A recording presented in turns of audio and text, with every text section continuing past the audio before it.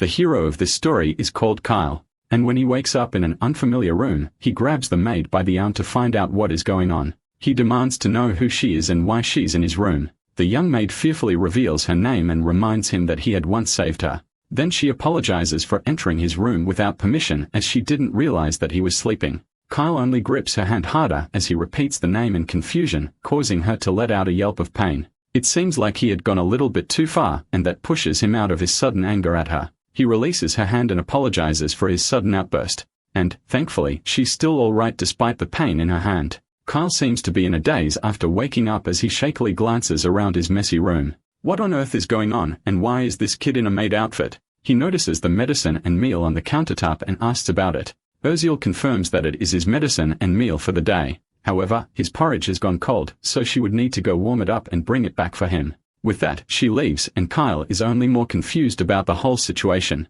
Did she say that was his medicine? And what in the world happened to his body? He carefully steps down from the bed and walks to the nearest mirror to look at himself for the first time. This is the face of a video game character, not him. The one inside the body of Kyle Saltarian was not Kyle at all. He ruffled his hair in panic as he stared in the mirror. Lee Hyun-woo, a popular game streamer from another world, had somehow teleported into the body of a character from a game he often played named Fantasy Defense. At that moment, he realized that he had somehow woken up in another world. The character Kyle Saltarian is a video game NPC that appears in his favorite game. He is the youngest son of the Saltarian Marquis family, which is known for their swordsmanship. As one of the characters from the Saltarian family, he was involved in many early game events. In events where he interacts with the protagonist of the story, he always gets properly beaten and is usually defeated in a single blow by a minion-level monster summoned by a villain. In summary, he's not even part of the main cast of NPC characters. He's an absolute extra role. That kind of character is who Lee Hyun-woo had awoken as.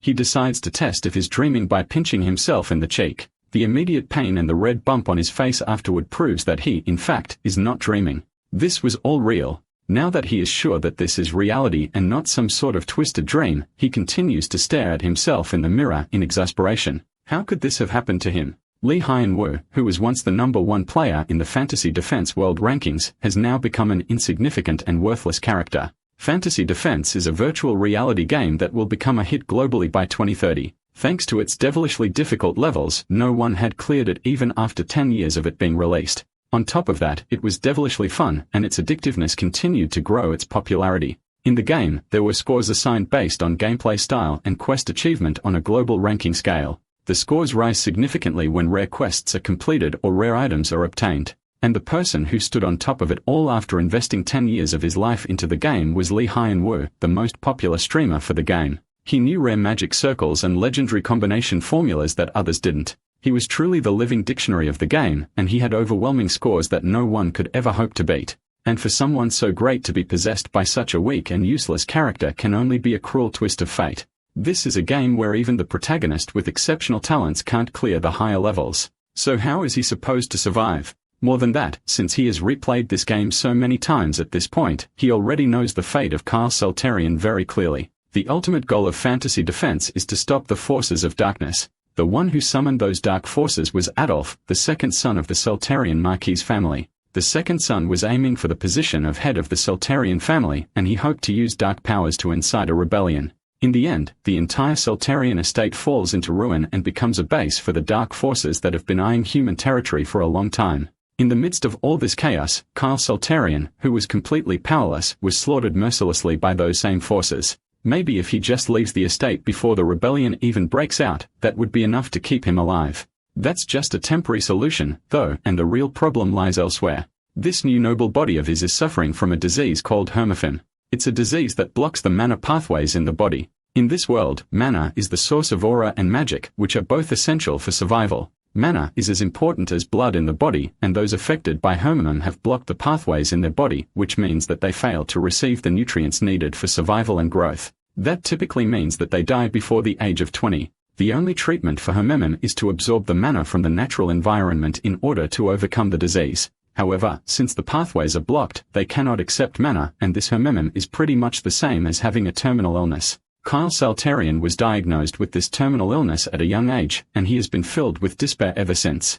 The fear of death, the anxiety, and the despair over the limited time he has left loomed over him like a shadow, and because of that, his personality became twisted. Before he knew it, he became a disgrace to his family, and his father ordered him to stay in his room and reflect on his actions. There, he continued to boil and rage at the thought that his family thought he was a jerk and someone who could easily be taken advantage of. His anger at the world and at everyone in it grew and grew until he eventually died. In other words, the guy was hopeless. Even in the game, it was always clear that he was a hopeless character. Even though he was a terminally ill patient, his horrible personality is the main trigger for people to give up on him. To summarize the situation, our boy now has possessed an incredibly hopeless character who has no talent or ability for either swordsmanship or magic. No lifespan left, a terrible personality, an awful reputation. And to top it all off, he is confined to his room by the head of the family. This is like starting nightmare mode on a new RPG game. From the start, he is already ruined. Whether he stays put in his room or tries to escape, the inevitable ending for him is death. How is he even supposed to survive in this world with those kinds of stats? Isn't it normal to get at least 1 or 2 cheat skills when you get reincarnated? It would be better if he at least had some kind of status window or something similar. As he contemplates what led him to this situation, bright blue orbs begin to shine around him. Just a moment ago, there was nothing like this in the area. Just where did this come from? The young noble reaches out carefully and touches the orb, which causes a burst of light to shoot out from his hand. Once it clears, a status window with a few key messages appears in front of him. He had awakened, and because of that, he will now receive 2 new talents, which include access to a status window and the mind's eye ability, which will be activated automatically from now on. As if it was summoned by him, the status window appears right in front of his eyes and shows the current stats of his new body. He has 2 new talents called Mana Pathways and Mind's Eye. What could Mana Pathways be, though? Well, for starters, Mind's Eye allows you to see the detailed specs of people and equipment around you. Mana Pathways, however, is a completely new talent that he had never heard of before. Judging from the name, it seems to be related to magic in some way. But magic talents are supposed to be under the Mana Companion talent.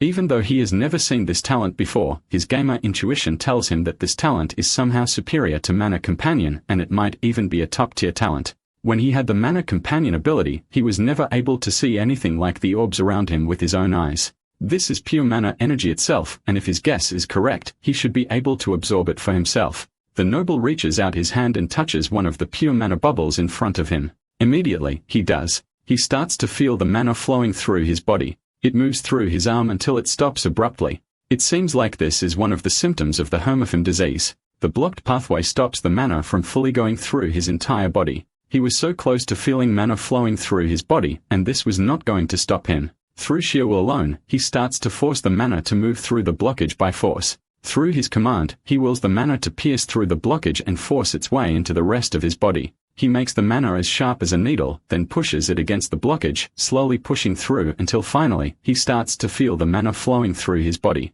It's only up to his elbows for now. But if he continues to gather mana like this and push through each blockage the way he just did, then he'd be able to overcome Hermamu as well. Thanks to that, he will not die, and there will be hope for him after all. Back in the kitchen, Ursula has finished warming up her master's porridge. She has to hurry up and bring it back to him before it gets cold again.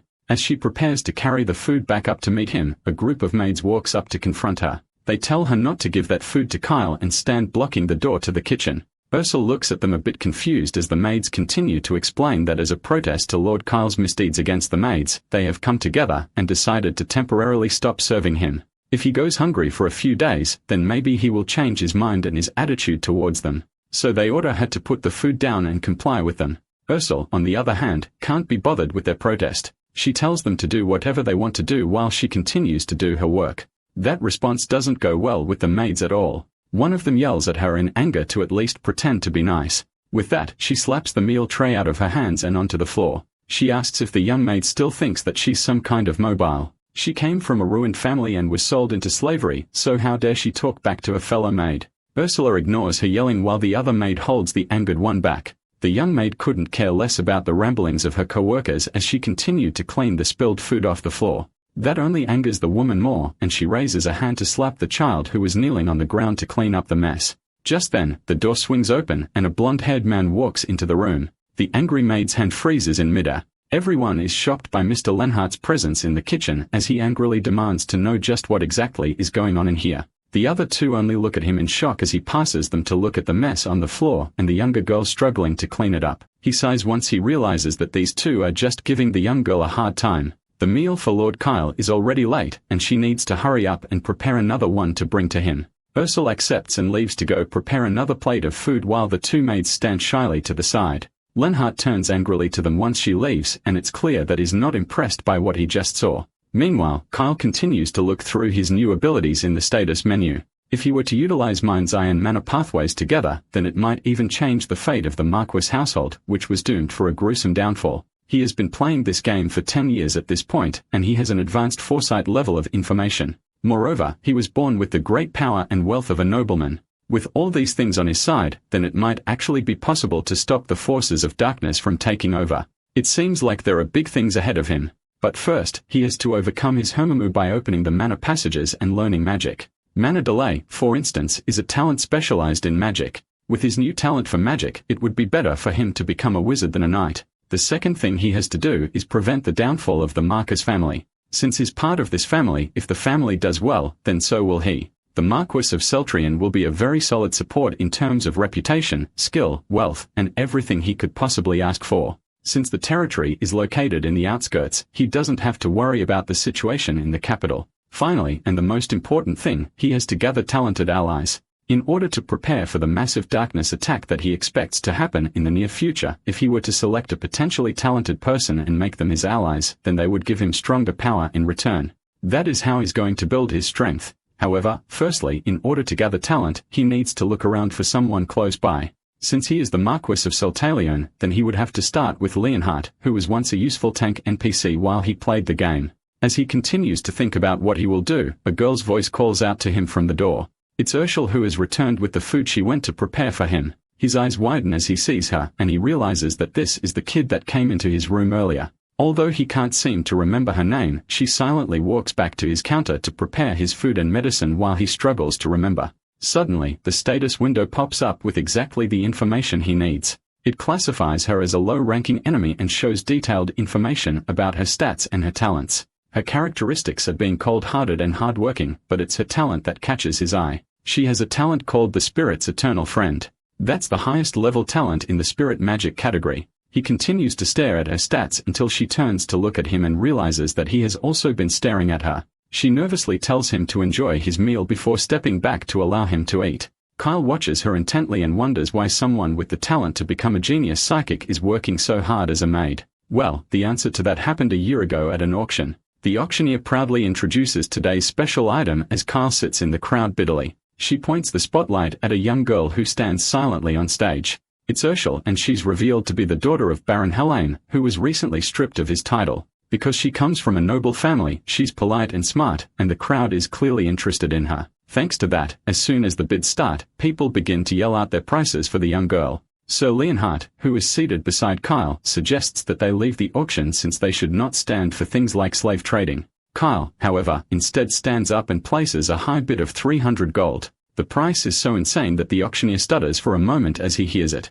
The knight beside him calls out to him in shock for even thinking of buying a slave, but the young noble shuts him up with a word. He will spend his money however he wants to. In his mind, his actions don't matter since his own father doesn't even care what he's doing. Then, with the crowd completely silent from his high bid, he walks over to the girl who looks at him with a blank expression on her face while her hands are shackled. He tells her that from now on, she belongs to him. Now that he had bought Urshel, he took her outside and released her shackles. With that, she was free to do whatever she wanted. He sets her free and tells her that she's no longer a slave now that he has bought her freedom. Kyle turns to leave with Sir Lenhart by his side, but the girl calls out to him again. She thinks about it for a moment. Now that she had her freedom, she could go wherever she wanted. But since he said that he owns her, she wants to go with him. Kyle scoffs and tells her to do whatever she wishes. Back in the present, Hyenwu realizes that he has just gotten a glimpse into Kyle's memories. With that, he understands how the young maid had gotten into the Marquis household.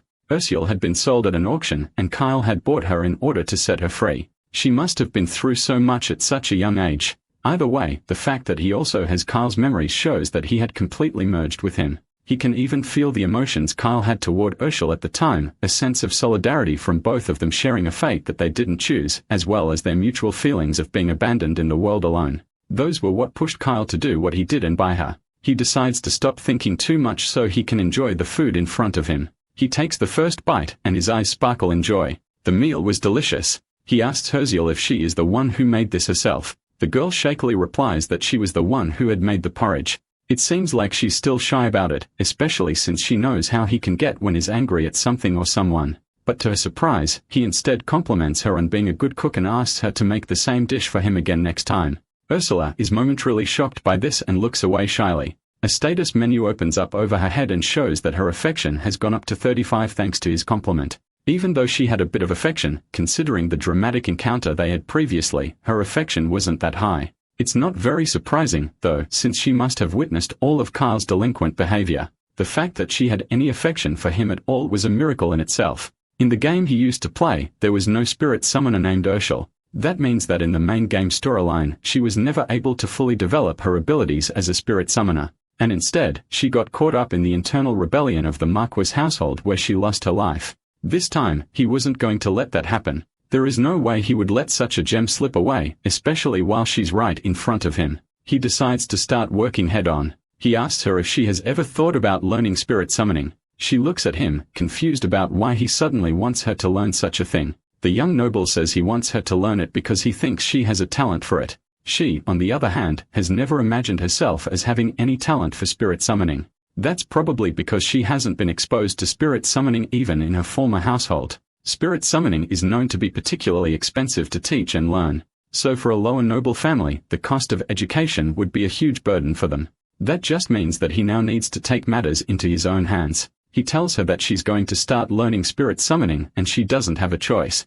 After all, she belongs to him. Ursula takes a gulp of saliva and looks away shyly as another notification window appears above her head and her affection increases to 50%. A few days later, Kyle leaves his room and comes face to face with Sir Lenhart. They stare each other down intently before the snow-haired noble asks the knight to let him through. Sir Lenhart declines immediately, which only further upsets Kyle. He has been stuck in that room for way too long, and there's a way he was going to stay in that room for the rest of his life. Sir Lenhart firmly tells him that he cannot leave until his father gives permission, especially after what had happened and the Lord's last words to him. Kyle freezes for a second and his mind wanders over all the arguments the Lord has had with him. The whole reason the room arrest rules were there was because they could no longer tolerate his constant troublemaking. But the more time he wastes here, the less time he has to get the mana particles that are floating around deeper within the house. Ever since he discovered that he could unblock the mana pathways by using the mana orbs that appear around his room, he has been absorbing all the particles that appear in his room every day. Although it wasn't enough to unblock the pathways instantly, mana has been accumulating in his body like experience points in a game, and his body gradually improved over time. But it is nowhere near enough to cure the Homumu disease. To get more, he needed to leave his room and go outside to gather more mana. The young noble promises that he won't go very far, and he'll just walk in the forest nearby so he can exercise. The word exercise surprises Sir Leonhart, who has never heard such a constructive reason from Kyle. That gets Kyle a bit upset, but Sir Leonhart continues, saying that he has been tasked as the noble's personal knight for years, but this was the first time that he had ever heard him say something like that. It was at that moment that Kyle realized just how much of a delinquent he had been up until then. He had absolutely no credibility. Even with that, however, Lenhart seemed to be some kind of unyielding wall. This man was tasked to be Kyle's personal guard, but, originally, he was a famous character in the game who was known to have a large amount of both defense and offense. He's highly skilled and has great potential, which means he can be raised up to the rank of captain.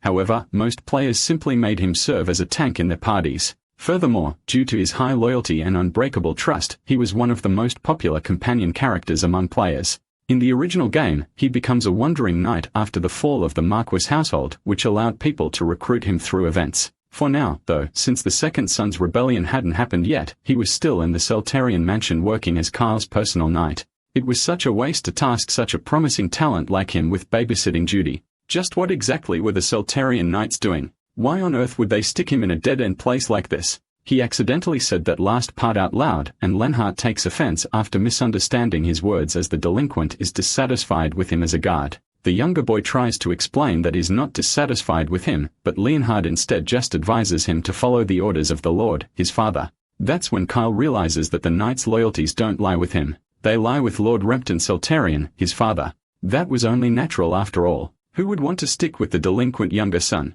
He just can't accept that, though. His next talent recruiting project starts with Sir Lenhart. He asks the knight if he would be willing to try to persuade his father. The blonde man realizes that something has changed about Kyle's demeanor. Little does he know that in actuality, he has caught the interest of the younger lord, and now the kid is determined to win his loyalty. He pushes a bit harder and asks if the knight will help him. Leonhard isn't convinced, however. Here's something different about him somehow, but he just can't place his finger on it. He asks Kyle what is scheming by acting so differently. That shows just how much he doesn't trust the delinquent. The kid has just been in his room for so long that his thoughts have changed. From now on, he has decided that he wants to live a long life. That shocks Leonhard, who knows exactly why someone like Kyle can't live a long life. The white-haired boy is someone who had to give up everything because of his incurable Hermimu disease. Someone like him saying they want to live a long life, especially when it's unlikely that he will live past 20, was saddening to hear. He didn't have any magical talent, nor did he have any special swordsmanship skills. And by being the youngest, he also has no chance of inheriting the family. Even with all this, Lord Rempton decided to keep him by the child's side. The older nobleman once asked Leonhard if there was any resentment for that decision that practically stagnated his career. He immediately answered that it would be an honor beyond words for someone in the Soltarian Knight Order protect a direct descendant of the Marquis family. He plans to fulfill his duties faithfully as a man of loyalty. It's exactly because he was such a loyal man that Lord Rempton wants him by Kyle's side. In the Marker household, there is no one else that can be trusted to protect him. No one except the trustworthy and loyal Lenhart. With that, the elder lord entrusts him to take care of the son of the house. The knight plans to obey that order till death, even as the child now pesters him for a chance to go outside and exercise. He continues to ask if he can go out and even suggest that the blonde knight tell the lord that he just wants to exercise.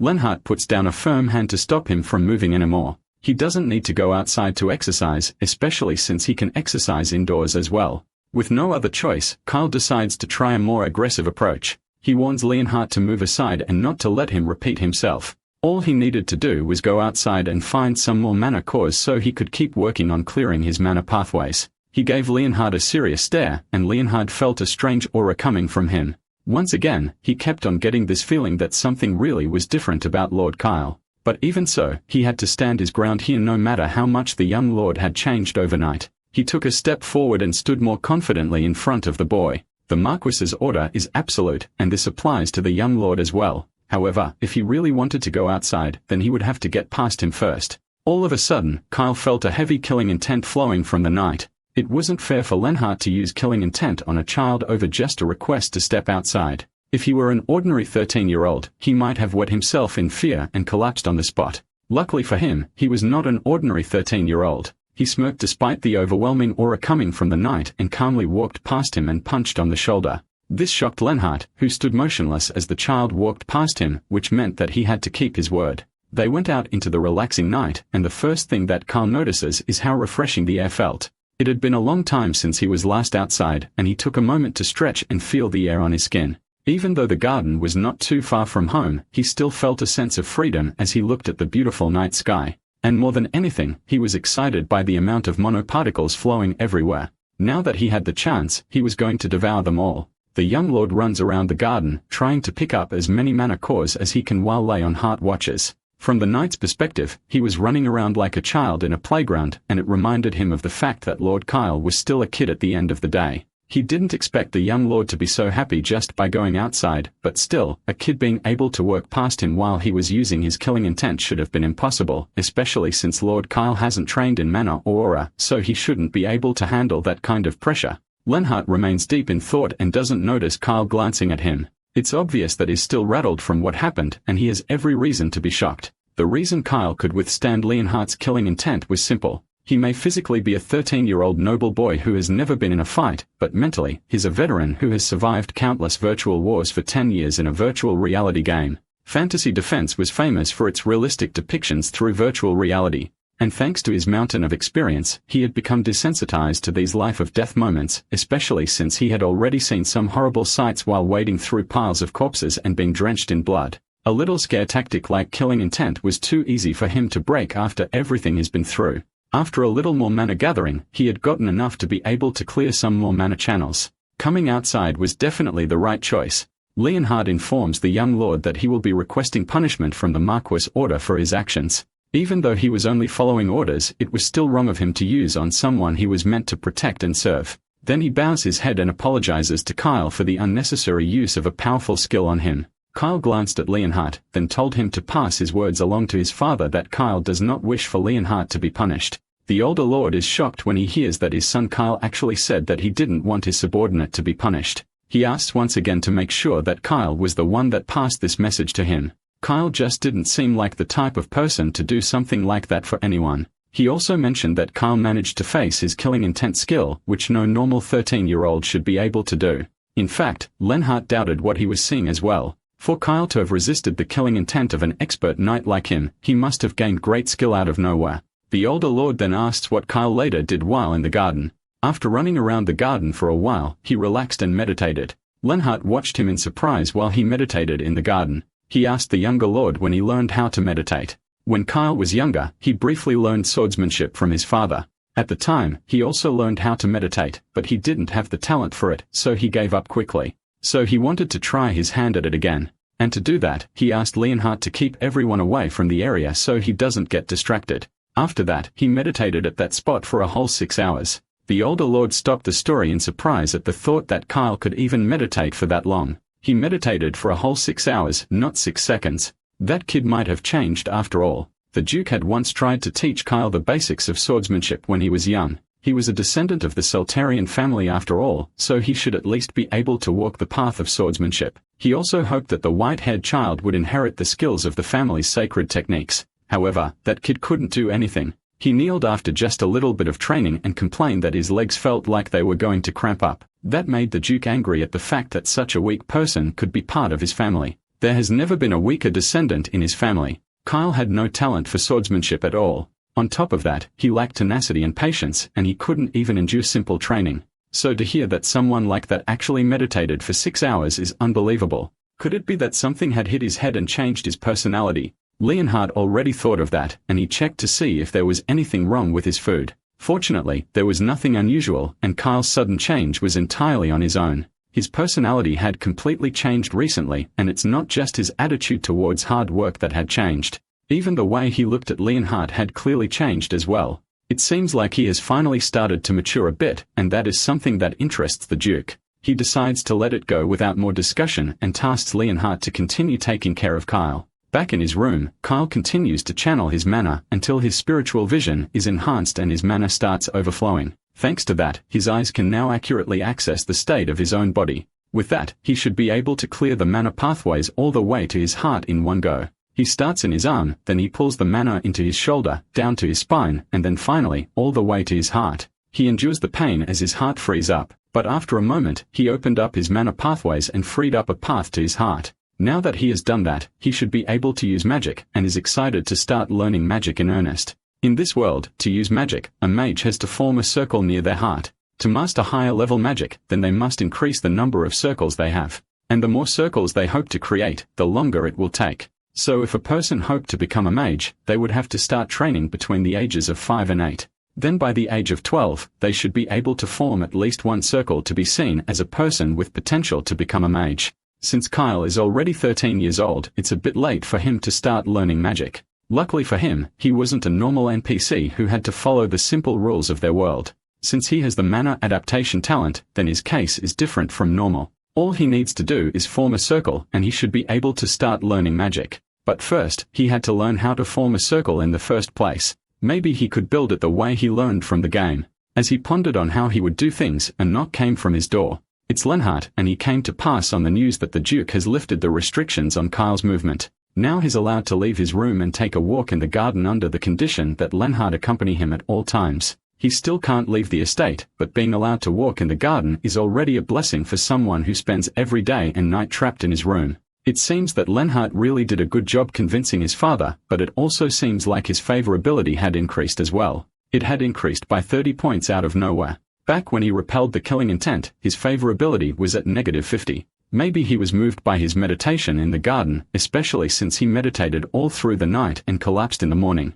Leonhardt seems like the kind of person who's impressed by sweat and perseverance. Either way, now that his restrictions have been taken off, there's a place he has been wanting to go. The estate's library is a place filled with all the knowledge he would need to form his first magic circle, but the librarian doesn't look happy to see him. In fact, she looks terrified. She rushes over to Lenhart in a desperate attempt to find out what's going on. Kyle was banned from entering the library a long time ago after he had spent an entire day tearing some genuine rare books that would cost a fortune to replace. He used to joke that they were just pieces of paper that were useless after you die, even though she struggled to get them after traveling across the empire. After his outbursts in the library, he was banned from ever stepping foot in there, but it seems like his restrictions had been lifted. Kyle himself is embarrassed that he used to do such foolish things, but now he only came to the library to read, not to cause trouble. He specifically wants books related to magic. That confuses the librarian since the Duke's family always emphasized swordsmanship, so there weren't many books on magic.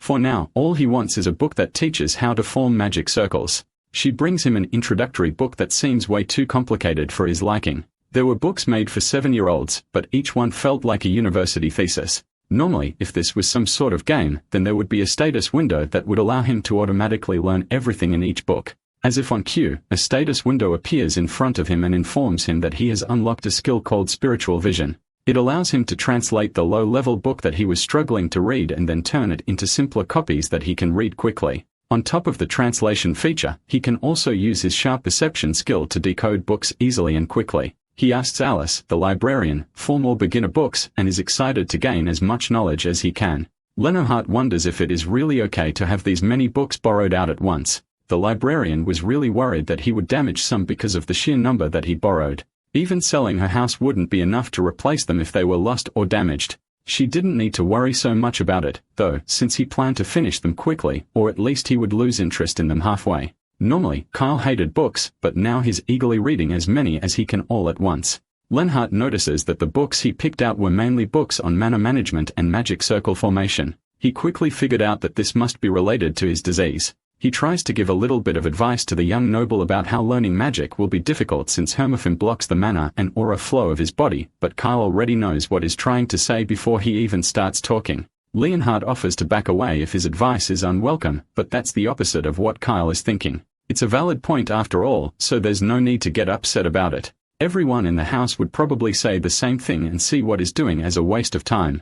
But he's the black sheep of the family after all, and he already has a reputation as the reckless youngest son. A little bit of weirdness from him wouldn't surprise anyone. Besides, it's not like reading books harms anyone. At the end of the day, he's sure Lenhart is just worried that he will fail at learning magic and then fall into a deep despair. But that's quite the opposite. Kyle has no intention of dying young. He stands up and walks towards the older man, then places a closed fist on his chest to reassure him. He's planning to do everything he can to make sure that he survives longer than anyone thinks he can. With that, he leaves to find a more comfortable place to lie down and finish his book.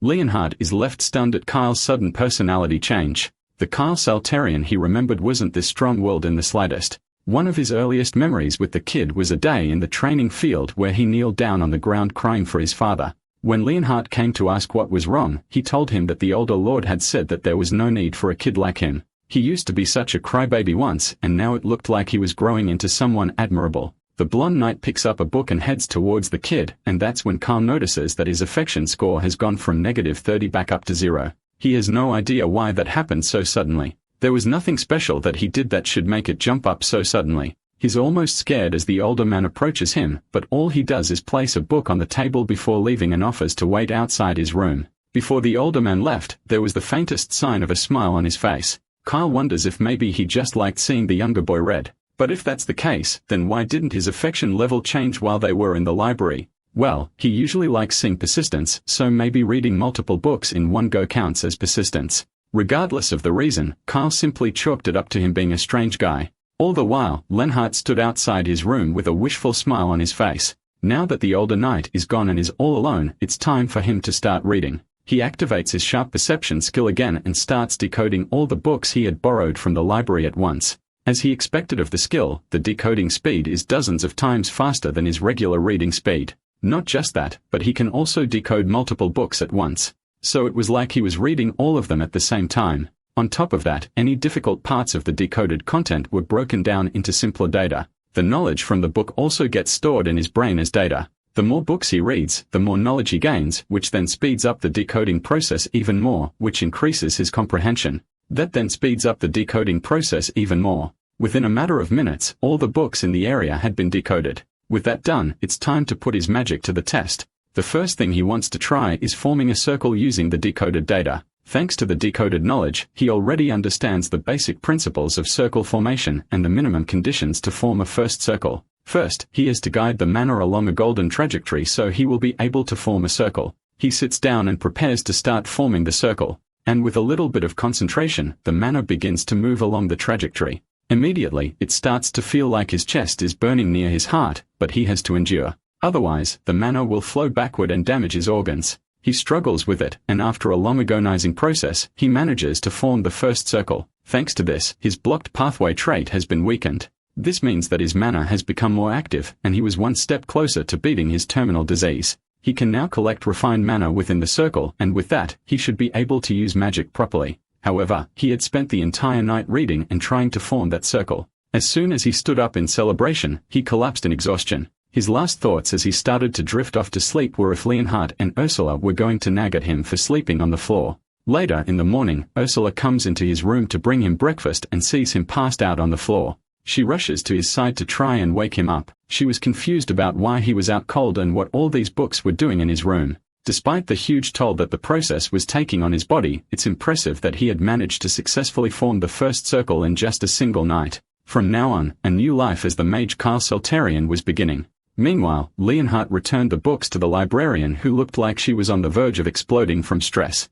A delicious-looking tray of food sits in the kitchen while Ursula puts the finishing touches on the last piece. After lots of hard work, her meal is finally done. She blushes while remembering the compliments Lord Kyle gives her whenever she cooks well for him. The thought of getting more compliments from him makes her smile, and she grabs the plate to go deliver it to him. On her way out of the kitchen, the maids that once harassed her come over to block the exit to the kitchen. They notice the food on the tray and know that it's supposed to be for the younger lord. They stare down at her condescendingly and tell her that she should go and rest instead of delivering the food. This time, they want to deliver the food to him personally since they've noticed that his personality has been a lot better recently. Besides, serving Lord Kyle wasn't her responsibility once before, so she can return her position to its rightful owner now and return to their original arrangement. Her seal declines their proposal. If they have any complaints about her work or they want to change it, then they can just talk to Lord Kyle themselves. With that, she walks past them while they call out for her to stop, but she ignores their calls and bumps into a blue-haired maid at the door.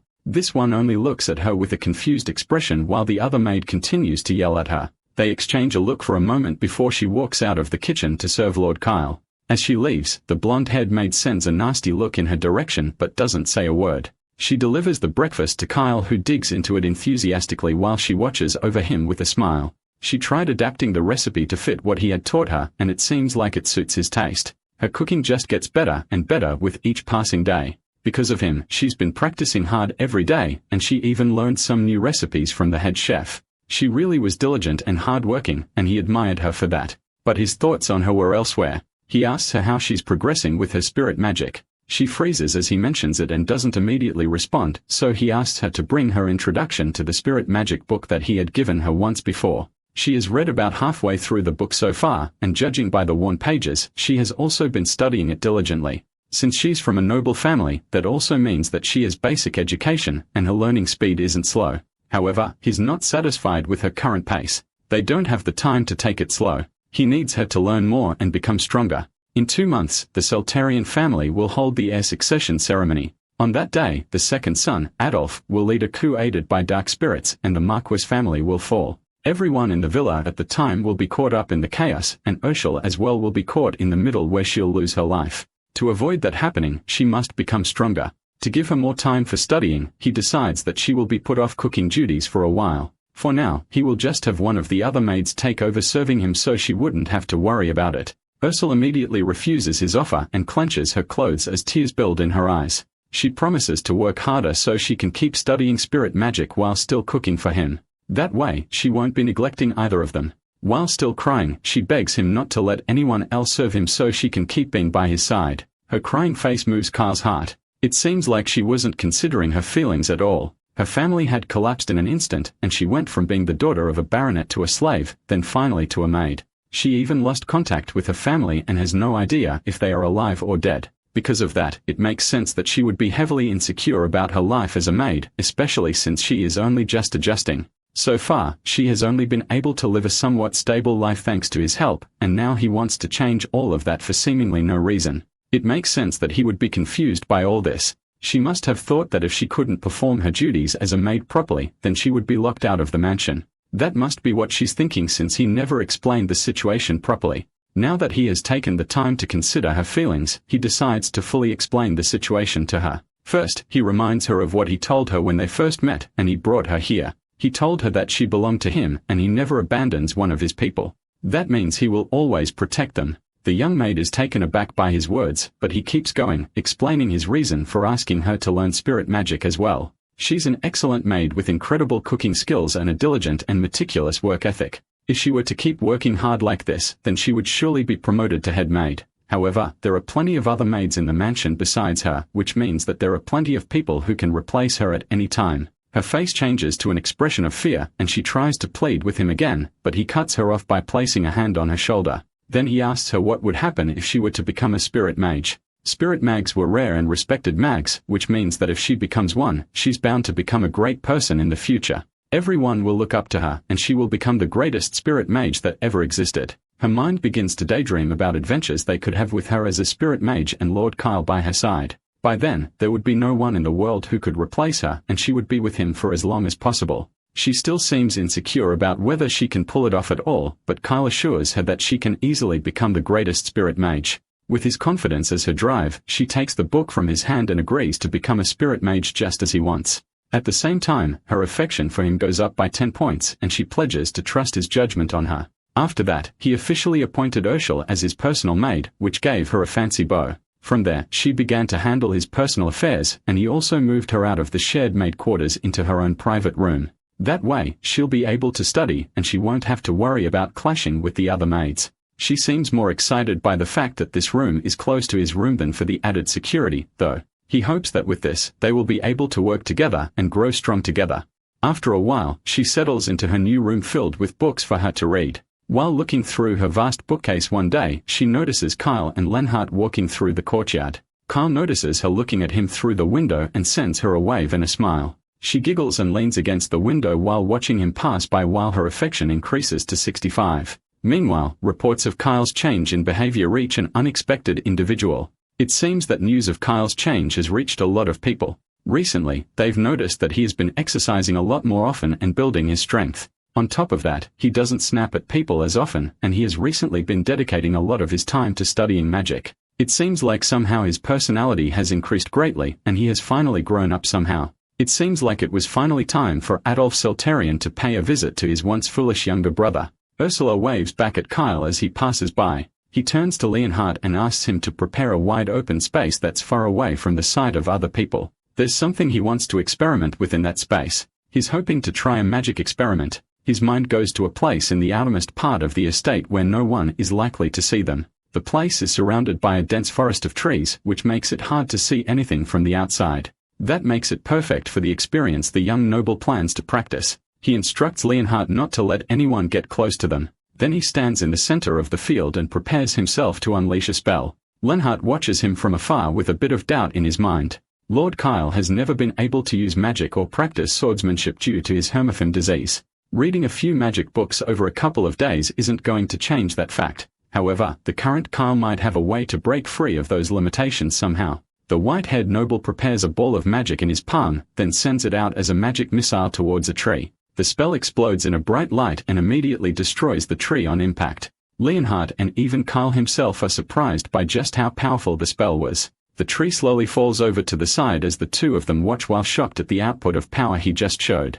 Kyle immediately turns to Leonhardt and asks if he thinks the sound reached the mansion. Thankfully, the knight managed to use his aura to suppress the explosion. That means that they wouldn't have heard the sound of the falling tree as well. His fast reflexes managed to save both of them from some very uncomfortable questions. While that is definitely nice for both of them, there's a bigger question left to be answered. When and how did Lord Kyle form a magic circle? Kyle responds that he formed it not too long ago after following instructions that the book from the library said. Somehow, with those techniques, he managed to tap into his blocked mana. Since he had successfully cast magic and formed a magic circle, that means that he had now overcome his Hermaphan disease. To show more proof, he summons a magic orb in his hand and shows it proudly to Leonhardt. At that moment, the promises that the young lord made flashed through his mind. He said that he would do everything he could to cure his illness, and he had no intention of dying young. Somehow, he had actually managed to pull it off. Lenhart had felt something different about the white-haired delinquent once before, but he had no idea that this was it.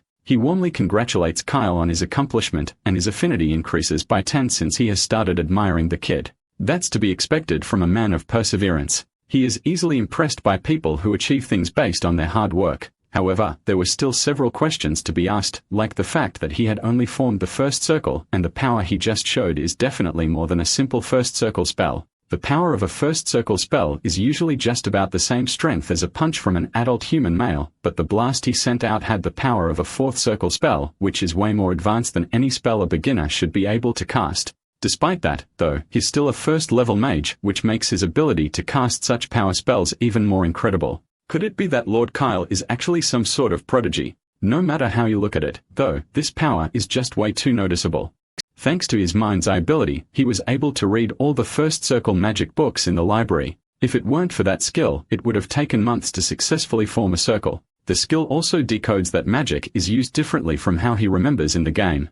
According to the magic books, he had to draw a complex magic circle to be able to use magic. Then after going through a bunch of difficult equations and calculations, he then had to activate the circle by circulating the mana. The process is longer and much more old-fashioned than what he remembered from the game. In the game, all he had to do was draw a simple magic symbol with mana, and then it would activate half away. This method was way easier to use and a lot more powerful than the complicated methods he had to learn. On top of that, he had also learned all the magic symbols in the game over the long amount of time he played. Since the methods were way too complex for his liking, he decided to use magic in a more user-friendly way like he did in the game, but the end result is way more powerful than he thought it would be. If anyone found out about just how strong he was with these techniques, then that would be a problem.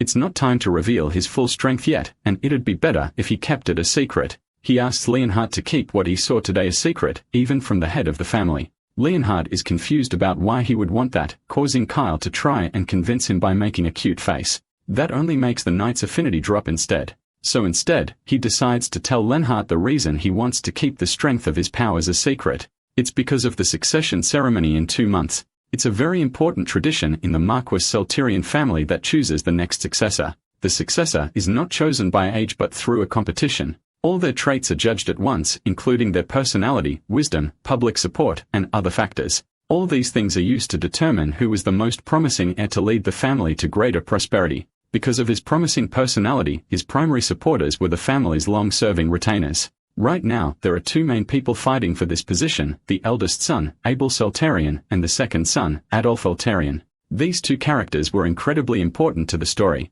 Abel Celterian is the son of the legitimate wife of the Marquis of Celterian, and he was also the most likely candidate for heir. He has a gentle nature and excellent swordsmanship skills. And on top of that, he's been groomed as the heir since childhood, and he grew up with high expectations as a model elite. Then there's the second son, Adolf Celterian, who was also born from a legitimate wife. He was overshadowed by his elder brother Abel, and that meant he was overlooked for many years. However, at some point during his growth, Adolf's personality became more composed, and his swordsmanship skills improved rapidly, which caused him to stand out among the crowd.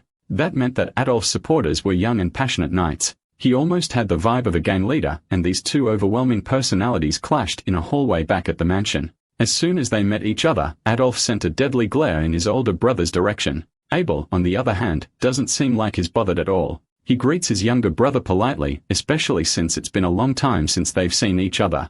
In fact, he was so lost in thought that he didn't even notice the younger man approaching. At least, that's what he says. But for someone who manifested his aura at just 5 years old, it was impossible to believe that he wouldn't be able to sense someone's presence. That was just a story from ages ago. And even if Abel calls it a fluke that isn't worth bragging about, it's still so much better than his brother who couldn't manifest his aura until he was 15 years old. The older men accompanying Abel joked that the younger brother might just be slow and lacking talent. And, of course, some people just tend to start off slow after all. The casual insults are enough to cause Adolf's subordinates to confront the older men in anger, but he orders them to stop. They were in the main house right now, and acting recklessly could negatively affect him. It seems like he trained his followers well, and Abel condescendingly suggests that he might truly be worthy of being a candidate and the heir of the household. Adolf only scoffs at the snobbish attitude of his older brother. As far as is concerned, Abel won't have any reason to laugh much longer. With that, he orders his subordinates to continue down the hallway, and they walk off while Abel watches them leave with a suspicious glare. Later on, Kyle calls a meeting with Leonhard and Ursula in his bedroom. It's about the succession ceremony, which is set to be held in 2 months. The ceremony doesn't care about those born by legitimate or illegitimate means. All they are about is their strength, and that means that any direct descendant of the lord of the household is eligible to compete for the position of heir. Well, at least on paper. In reality, there were exceptions to the rule, and the youngest son just happened to be one of them. Due to Kyle's illness, he was excluded from his competitions by default. The third son, Duke, was also not involved in the competition, not just because he is too young, but also because in terms of his skills in sword fighting and magic, there is no comparison between him and the rest of their brothers. Therefore, the most likely candidates for the position were his 2 oldest brothers. Neither of them would like any random surprises appearing at this stage of the game, especially since they were so close to the succession ceremony. So imagine what would happen if it became known that Kyle has suddenly developed a strong power at a time like this. He was once seen as a fool who wasn't even worthy of being in their sights. Now he suddenly looks like he's about to rise as a dark horse. There were only 2 possible reactions to this news. They would either try to convince him to ally with them, or they would go after his head. It seems like a drastic train of thought at first, but history has always been full of bloodshed for the position of heir, so it's not the craziest thought. According to the game's setting, Abel is a fundamentally good person, meaning there was a low chance that he would take the more drastic of the 2 options. Adolf, on the other hand, is almost guaranteed to try and behead his younger brother. That guy is already set on killing his whole family from the beginning, so there's no way the older brother won't try to attack him if he ever finds out that he has learned powerful magic. Because of that, the only option he has is to overcome his Hermafim and become stronger. He may have a promising future, but as the youngest first circle mage, it was fine to either bring him in as an ally or to suffer no major even if they didn't. Now that he has a more detailed understanding of the situation, he decides to trust Kyle's judgment and keep his powers a secret for now. But as soon as the succession ceremony is over, he will report this matter to the head of the family. Kyle's secrecy seems to be reducing his affinity with the knight, but there's nothing else he can do in this situation. Right now, Leonhard is loyal to his father, so he can't expect the knight to suddenly side with him. It's not impossible, though, and this is already a better scenario than before. Even so, he's already sure that he can make the older man follow him one way or the other. His unchecked desire is so strong that Leonhard can feel it. The knight turns back to face Kyle and asks if he is really serious about becoming a mage. The Marquisate of Kultarian is known for their swordsmanship, but it would also be beneficial if he became a helpful mage. The thought of the fact that Kyle will soon make positive contributions to the family makes Leonhard smile, and his affinity grows by a large amount. Kyle is shocked that it grew out of nowhere, and he has no idea how that even happened. Could it be because they all ate together in his room? That's why the knight was complimenting Ursula on her cooking right after they had their talk. So in hopes of continuing to increase their affinity, Kyle suggests that they eat together in his room from now on. Leonhard isn't as thrilled with the idea and suggests that they just eat at the knight's quarters instead, but Ursula is secretly happy about the sudden request. Later on in the night, Kyle sits on the ground in his room studying the magic symbols he knew from the game before. These symbols allowed him to activate his magic as fast as possible with a huge amount of power as well. But in this world, he's not able to control how powerful his spells are. It's already difficult to handle as it is, but now he'll have to figure out how to handle it before he can use his magic in public. For now, though, he decides to ignore all that and just try to seal the symbols up for now. There will be a chance to show off his magic eventually, but to avoid drawing attention, he will have to use basic magic for now. The magic activation in this world is slow and difficult to learn, but it allows more precise control. Then he gets an idea. Since the magic activation method allowed him to control his magic output and the symbol activation method allowed him to cast more powerful spells in a shorter time, then he should be able to combine the two and get the advantages of both. He tries to combine them, and the system immediately gives him a warning of a high risk of magical explosion from what he's about to do. The notification window suddenly appearing scared him enough that he jumps back in shock, but it seems like the combination is actually possible. The system asks him if he's sure that he wants to go through with it despite the risks. However, high risks usually mean that he'll get high rewards from it, and is not going to get anywhere without taking any risks. With that in mind, he starts the process of mixing the two activation methods while the status window continues to warn him of a danger of magical explosion. Then it asks him one more time if he wants to go through with it, and he agrees to it excitedly. Then the system starts analyzing his body and his experiences to see if he has the ability to combine the two activation methods. Once the analysis is done, the two spells combine, and is able to create a new form of magic by combining both his spell casting techniques into one. With that done, he tries to continue playing around with the spell to see how efficient he can make the spell until his room starts to crackle with electricity and he realizes a little too late that something is wrong. Ursula walks outside with a pile of towels in her hands. She suddenly hears a large explosion coming from Kyle's room and rushes to see what's going on. Inside his room, she finds Kyle sitting on the floor surrounded by dirt and stones while there's a giant hole in the wall. His magic practice hadn't gone as he had planned and he ended up blowing up his room. He should have probably practiced outside instead once he saw the warning message. But next time, he'll set up better conditions for his future experiments. As they are talking, Lenhart runs into the room to check out the noise and also starts freaking out about the wall. He asked them to at least help him clean the room up first. However, the books are also ruined by the explosion. A while later, we find Ursula in the kitchen trying to whip up something tasty for our boy, Kyle. But judging by the look on her face, things aren't exactly going smoothly. She can't quite figure out what's off. Her food smells bland and she definitely doesn't want to hear Kyle complain about how tasteless it is again. As she's lost in thought, another maid strolls into the room. This one is Daisy and she can't resist teasing Ursula about how serious she always looks when she's cooking for Kyle every day. But Ursula doesn't even flinch. She just keeps her head down and says it's her job, so, of course, she wants to do it with the utmost care.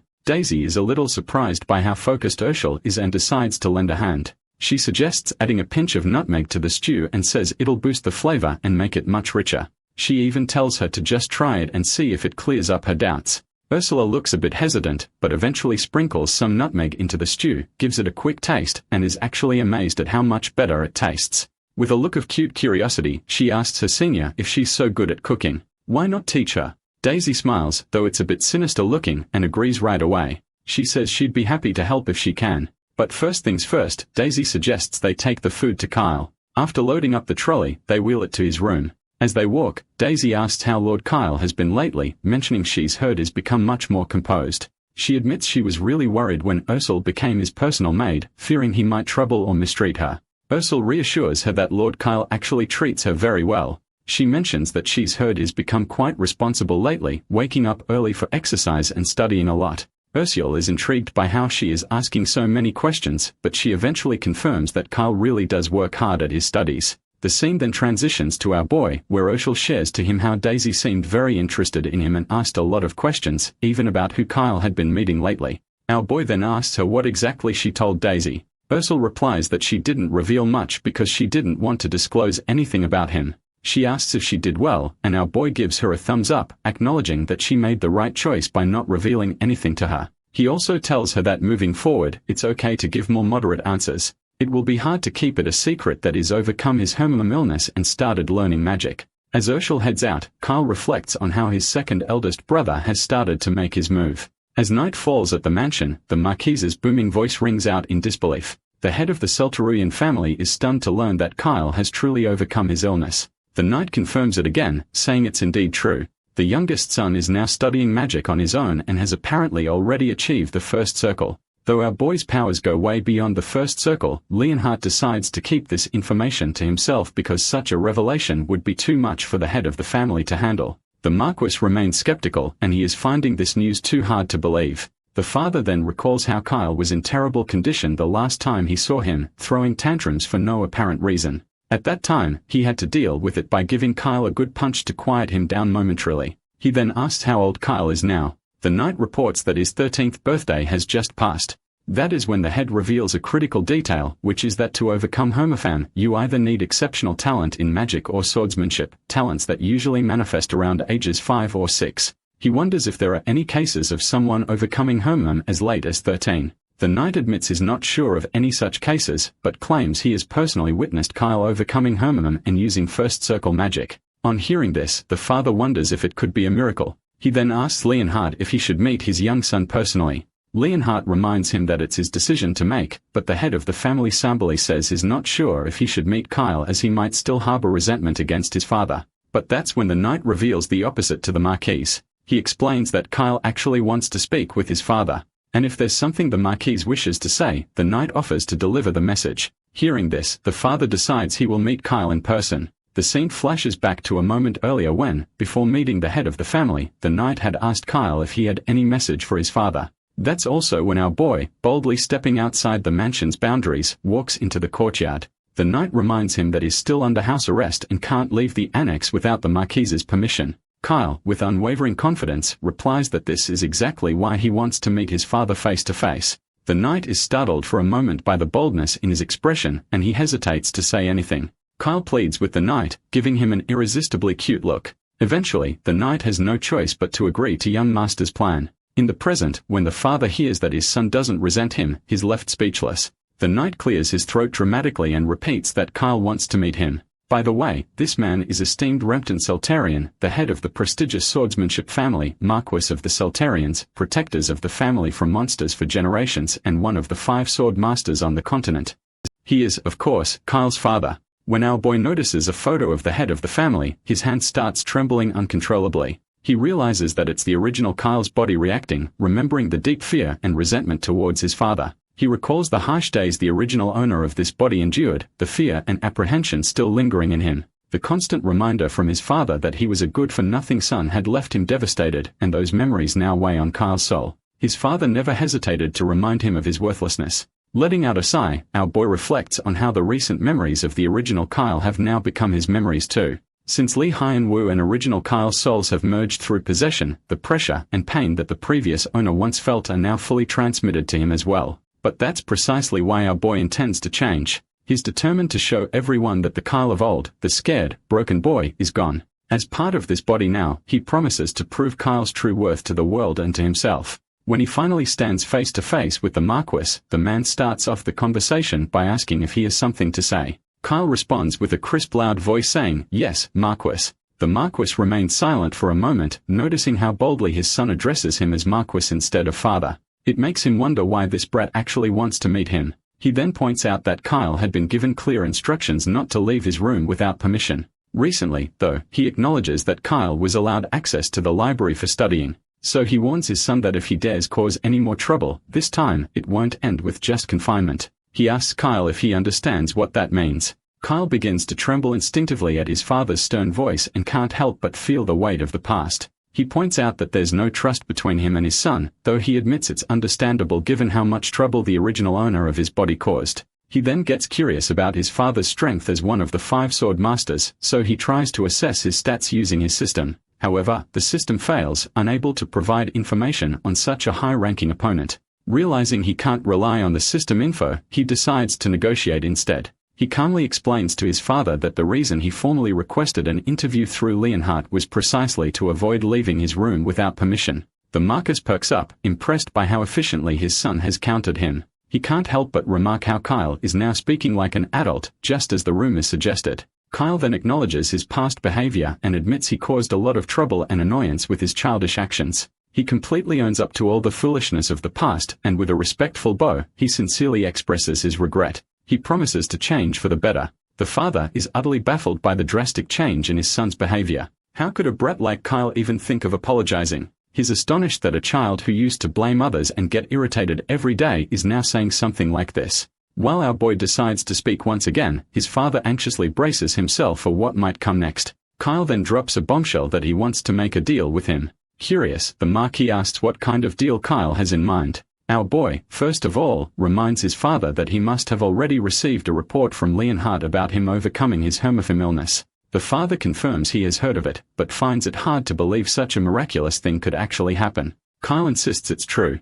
To prove his point, he conjures fire in his hand, revealing to his father that he now possesses first circle magic abilities. The father is completely blown away once again. He didn't really believe Leonhardt's words, but seeing Kyle's magic abilities firsthand leaves him at a loss for words. He confirms he can see the mana flowing inside Kyle's body. Our boy also claims that it's true and that he'll only get stronger with time. Mags who overcome hermaphroditism are known for their exceptional potential. Kyle adds that it took him only a few days to reach the first circle through self-study, and a mage of this level is said to be as valuable as an entire knight order. He acknowledges that the Saltarian family is famous for its swordsmanship, but having top-notch magic among the direct descendants would be a great addition. He suggests that if the family supports his growth as a mage, he'll keep honing his skills and contribute significantly. He hopes to become a great asset and help the Saltarian Marquis stand out with both swordsmanship and magic, elevating their family status in the country. Kyle wraps up by asking his father for his thoughts on the proposal. He reminds him that this is a deal that benefits both the family and himself and requests that his father consider investing in him as a capable talent.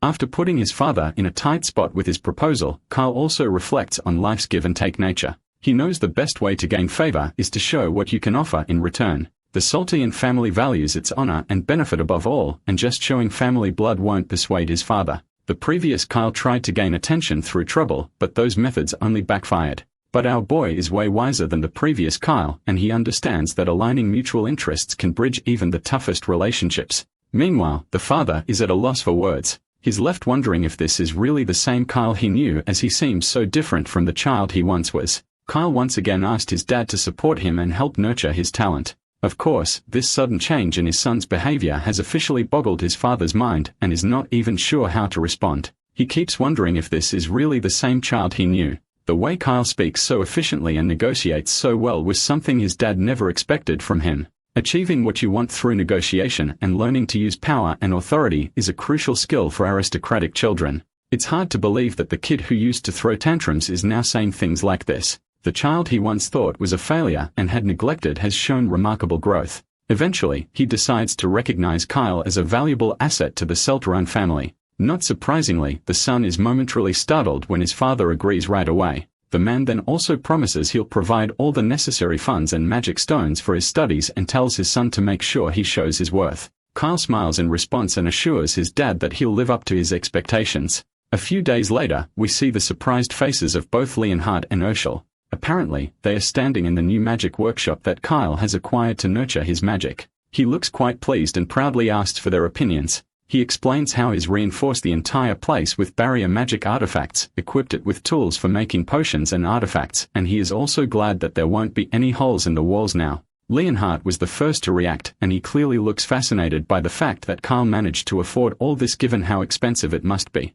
That's when our boy realized he had forgotten to mention that this was all funded by his dad. He explains that all he had to do was charm his father a bit, and he gladly provided the funds. Leonhard is a bit creeped out by this, finding it hard to believe that charms could actually work on someone like Remtan Seltarian. Kyle then opens another sub-room in his workshop and invites Urziel to take a look. Inside, she sees even more equipment neatly laid out on the shelves, but that is not the main highlight here. Kyle explains that it's difficult to use spirit magic freely in the main room, so he made sure to set up a separate space for it. This new area is equipped with soundproofing and dustproofing so she can practice spirit magic without any worries. Urshel looks anxious as she glances around because she is not sure if she actually deserves this much. Kyle happily tells her that it's for her to use as much as she likes. He reminds her that he doesn't want her to be just a maid doing menial tasks, and he wants her to grow into an irreplaceable spirit mage that will become his trusted aide. Not surprisingly, the girl bows her head, moved by how highly her master regards her. She even starts to cry and promises to work hard, learn diligently, and become someone who will be truly helpful to him. As she makes this promise, her favorability rating rises to 70. Just as they are sharing this heartfelt moment, the stones on the shelves begin to react, and bright energy starts illuminating the area. They look around and see that the spirit magic circle is suddenly activating on its own. Kyle asks her if she's done something, but she denies it. But it doesn't take him long to realize what's happening. The blue energy starts to coalesce and turns into a cute fluffy creature with wings that quickly rushes toward Urshel and hugs her tightly. Our boy confirms to us that what we just saw was a spirit summoning ritual and that the cute fluffy ball is a familiar. Given that it immediately clung to Urshel, it's clear she's the one who summoned the spirit. He's not too surprised though, considering her talent for spirit magic. He compliments her on her skills, but Urshel points out that she literally didn't really do anything. Kyle, in response, explains that spirit magic is different from casting spells or reciting incantations. It involves feeling the spirit's energy in nature and connecting with it through the soul. When her emotions were heightened, the spirit stones in his workshop responded and summoned the spirit for her. He then tells her to look at the shelves where all the spirit stones that were previously there are now gone. Urshel is bewildered to see that it's true and feels a bit uneasy about it, but the boy reassures her that it's fine as they were meant to be used anyway. As the spirit clings to the girl, Kyle reflects on how he didn't expect her to summon a spirit so quickly. He's quite curious about what kind of spirit this is. When he tries to use his system to examine it, the system reveals that it's a high-ranking spirit and can't be identified with insight. He then directly asks her what kind of spirit it is. Urshel chats with a little furball and responds that the spirit is known as Osiris, an ancient spirit of light. Kyle is shocked by the revelation, and he finds it hard to believe that this chubby little spirit is actually the legendary ancient spirit of light. Well, it seems like he might have annoyed the spirit by calling it chubby. Apparently, ancient spirits are so rare that even top-level spirit mags might only manage to summon one after pouring all their spirit stones into the process and spending days and nights on it. The fact that Urziel was able to summon this spirit in one shot is absolutely mind-boggling. What is more fascinating that she was able to summon the spirit unconsciously. Meanwhile, the spirit is still fuming about being called chubby and starts pinching our boy relentlessly. Urziel then quickly explains that this isn't the spirit's true form, and if it reverts to its normal form, the entire mansion might collapse. The bird finally stops pinching Kyle. Urziel then reveals that the spirit wants to be friends with her. Kyle quickly realizes that the spirit must be suggesting they form a contract since it was summoned by Urziel. The girl then promptly asks the spirit if it's okay to form the contract, and the furball chirps a positive response. A yellow light illuminates as the circle activates, and Urziel officially asks the spirit of light if it will form a contract with her. After some formalities, it's time to give the spirit a name. Kyle quickly suggests the name Padaki, and Urziel agrees, bestowing the name upon the spirit. The system confirms that the spirit's name is now Padaki, and the registration is completed. The little furball quickly flies over to its master, and Airfield states that she looks forward to working with Padaki starting today. The spirit chirps a positive response once again. As they share a moment of affection, Kyle reflects on how well his talent discovery project is going. A few days pass and we see our boy catching up with his older brother, Adolf. The big bro starts off the conversation by apologizing, saying he did not give much attention to his little brother lately as his older brother. Kyle remains modest and replies that it's nothing as he should have sought out his brother first. It's clear they are not just exchanging brotherly affection as there's a thick tension between them. Urziel serves tea to Adolf and quickly walks away. As she leaves, Adolf watches her with a purposeful gaze and quickly recognizes her as the slave Kyle had bought from the market. He can't help but comment on how beautiful she looks for a maid. Our boy responds that his main intention was simply to get a maid. His brother then asks if he can take Urziel with him. As soon as these foul words fall into Kyle's ears, he is unable to take another sip of his tea and remains silent, inwardly calling his brother trash. However, he keeps his composure and politely asks if there's no other child he would prefer instead. He starts pretending as if he is romantically interested in Urziel as well because this is the only way he can avoid offending his evil brother. Adolf takes the bait and quickly dismisses the idea, claiming he's not the type to steal a girl from his younger brother. We then hear Adolf's thoughts as well, and the reason he's avoiding taking the maid is clear, which is that he can't afford to make an enemy of his younger brother just yet by snatching away his girl. Besides, he's heard rumors that Kyle is not that troublemaker brat anymore. But seeing him with women at such a young age only confirms to Adolf that Kyle is likely heading down a dark path. For Adolf, this makes it even easier to lead his brother further into the shadows. Adolf then begins teasing him, saying that if he had known his young brother was such an interesting young man, he would have tried to get closer sooner. He points out how much Kyle has improved, to which our boy simply agrees, mentioning that daily life has no major issues now. His hermaphroditism isn't fully recovered yet, but it's gradually getting better. Looks like the big bro was not expecting to hear this, and he promptly asks if he is actually recovering. Kyle explains that it's a long-term illness, so it's difficult to cure all at once, but it's improving step by step. He then shows his brother some magic, telling him it's a spell he created that's about 1.5 times more powerful than regular magic. He asks Adolf what he thinks about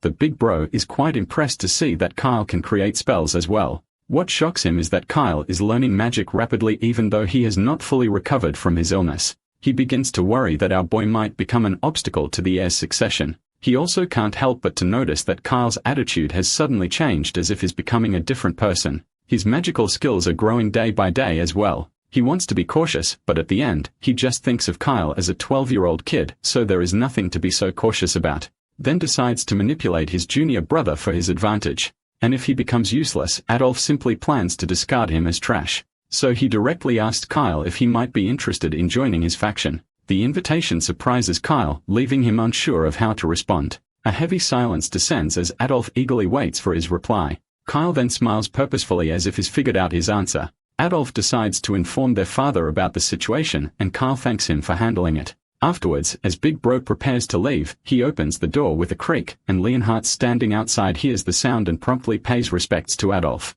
Adolf then recalls that Leonhardt is another obstacle in his path. This knight isn't an easy opponent as despite any temptations, he hasn't switched sides. He then throws a jab at Leonhardt, remarking how it's quite a sight that the knight has been reduced to guarding a snot-nosed brat. With that, Adolf walks away with his escort. Afterwards, the knight simply turns around and enters the room where he finds Carl still enjoying some refreshing tea. Our boy then happily informs his knight that brother Adolf asked him to join the subjugation squad. He further explains that his role will involve working with Baron Jerome, a close aide to Adolf's 5th Legion. This mission will likely serve as a test of loyalty to the brothers and presents an opportunity to earn merit and gain recognition for the family. Leonhard is surprised by the news and quickly says that if Kyle is joining the subjugation squad, he wants to go as well. However, our boy turns him down, explaining that having a knight there would put brother Adolf on guard, and he wants to earn his big brother's trust on his own and can't have someone from their father's side with him. Leonhard points out that the mission is dangerous, but Kyle explains that brother Adolf won't easily trust him. He'll want to see how useful Kyle is in real combat and might even deliberately expose him to danger. My guy then flicks his fingers and fire begins burning in the palm of his hands. He reassures his knight that he's learned a few tricks to protect himself, so he's not too worried. He adds that he won't reveal all his abilities during the mission and then asks Leonhard if he's ever heard of ogre perfumes. Before we can get more details on that, the scene transitions to the green countryside where soldiers have set up camp in the woods. Apparently, we are in the south of Treston territory known for its monster-infested forest. The Selteran family regularly sends subjugation squads to clear the monsters there, and as expected, Kyle is part of this team. In the camp, a thin-mustached man introduces himself as Baron Jerome, the partner of our boy, and they will be working side by side for this subjugation mission. Our boy smiles back at the man and mentions that it's his first time in real combat, so he is looking forward to working together with someone experienced as Baron. The man reciprocates with the gesture and promises to protect him no matter what. However, while Baron appears supportive on the surface, our boy senses something off. The man has a negative affinity score of 40, which isn't a great sign. It's unclear what our boy might have done to upset him in the past, but he decides to stay cautious. Baron then decided to head out to prepare for the upcoming tasks. As our boy walks away, Baron reflects that Kyle is just a circle mage, new and inexperienced.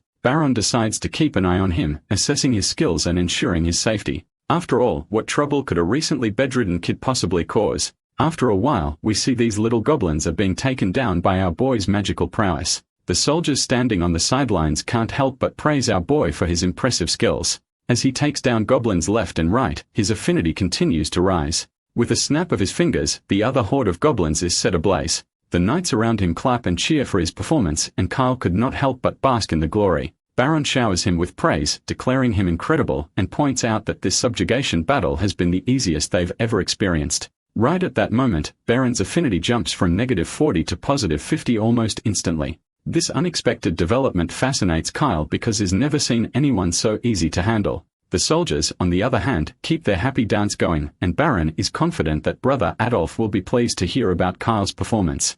This puts a smile on our boy's face since his first plan has already been secured, and it's now time to move on to part 2. As the night falls, everyone gathers back at the camp for a booze-filled celebration of their easy, stress-free victory. Kyle downplays his role, saying there's nothing to congratulate him for, but Baron insists on acknowledging his incredible magical skills. The other soldiers agree, admitting they initially misunderstood their young lord. They point out how he's still so young and had been living in the mansion, leading them to believe he would struggle with both combat and camping. Their expectations are completely upended when not only does Kyle bravely participate in the battle, but he also doesn't complain about the rough camping conditions. In fact, he proves to be quite mature for his age. When asked about it, our boy explains that since his brother Adolf must have dealt with these challenges during monster subjugations, he felt he should also act brave and mature just like his big bro Adolf. Everyone is deeply moved by his words, and some even tear up at the thought of Kyle's admiration for brother Adolf. It seems our boy's strategy worked perfectly. The soldiers quickly agreed to report back to brother Adolf about the insane performance, and they are quite eager to inform Adolf about how much his young brother likes him. The favorability also rises up to 60 as everyone feels a warm appreciation for him. As midnight approaches and all the soldiers are deep in sleep, Kyle decides to take a quick look around before heading to bed. The patrolling guard requests him not to go too far, and with that, our boy promptly leaves. Kyle is actually pleased that these bunch of stupid heads don't suspect him of anything just because they see him as a kid. He also reflects on how most of the knights have fallen asleep after celebrating their victory all night. There are a few guards still on duty, but they don't seem to be much of a threat. At that moment, he pulls out a bottle of perfume. It turns out to be ogre perfume, which can summon ogres within a 10-kilometer radius. He used to farm experience with these in the game, so he's familiar with its effects. The scene transitions back a bit to when Kyle first mentioned ogre perfume in front of Leonhardt. The knight quickly confirms that he's never heard of it before. In response, Kyle says that if no one knows about this, then he must be the first creator of it, which also confirms the fact that the recipe for ogre perfume isn't known in this world yet. He explains that it's a perfume that summons ogres within its radius, with the quality determining how large the radius is.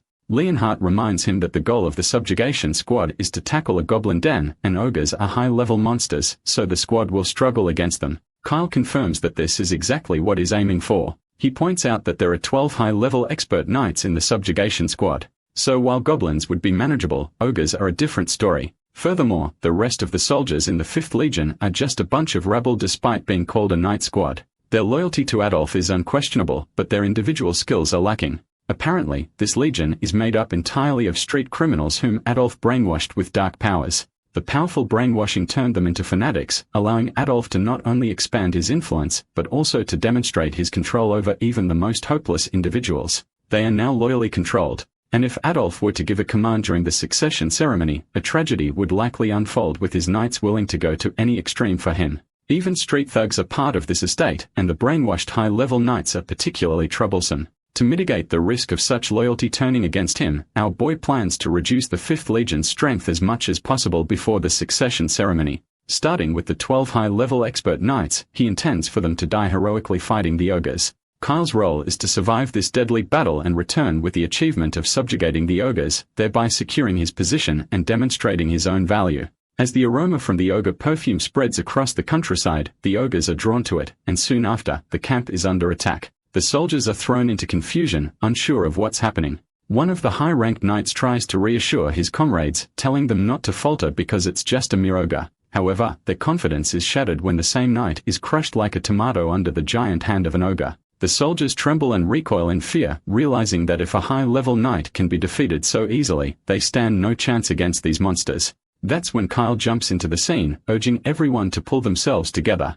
He scolds them for cowering, reminding them that prestigious Soltarian knights don't behave that way. He further stresses that if they retreat, the ogres will invade their territory, so they must stop the ogres here no matter the cost. At that moment, Baron Jerome arrives on horseback, relieved to see that our boy is alive and safe. He tells Kyle to make his escape while he takes care of the monster, emphasizing that his safety is the top priority for him, but our boy firmly declares that he won't run. He makes it clear that he will stay and fight with everyone until the end because he can't face brother Adolf if he abandons his followers and runs away alone. He asks the thin mustache if there's anything wrong with his decision. Baron is quite touched by the bravery our boy is showing and looks back at him with admiration. That's when Kyle casts a spell, giving Baron an extra boost.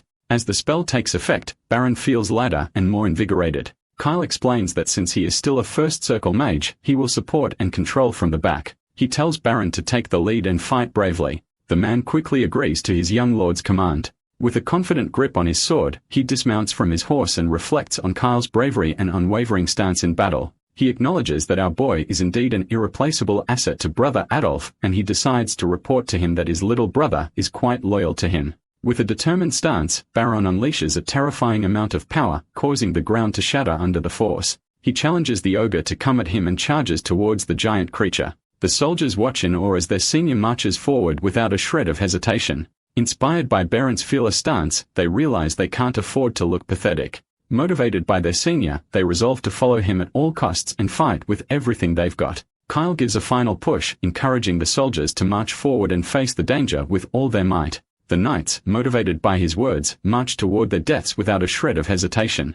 Meanwhile, Kyle grins to see his plan unfolding just as he had planned. Although the soldiers are strong, his perfume has summoned extra powerful ogres, 2 or 3 times more formidable than usual. He continues to rally the 5th Legion, while inwardly, he could not help but to feel happy that this will be their final stand. The soldiers are caught off guard and are mercilessly slaughtered by the enormous 2-headed giant ogres. Despite all of this gruesome mess, Thin Mustache charges at one of the ogres with his sword drawn, his eyes blazing with vengeance. He shouts for the monster to die and swings his sword with all his might. As he continues to battle the ogre, one of the knights looks around and realizes that most of their high-ranking knights have already been killed with only a few remaining. The soldier begins to shiver with terror, wondering if he can even make it out alive as the enemy proves to be far too powerful to contend with. Meanwhile, Kyle continues to smile, seeing this as his only chance to thin out his brother's knights. Initially, there were about 12 high-ranking knights, but now only 3 remain, including Thin Mustache Baron. Baron also has been pushed to his limits and is uncertain whether they can achieve victory. He contemplates using his final option, which is the power of darkness.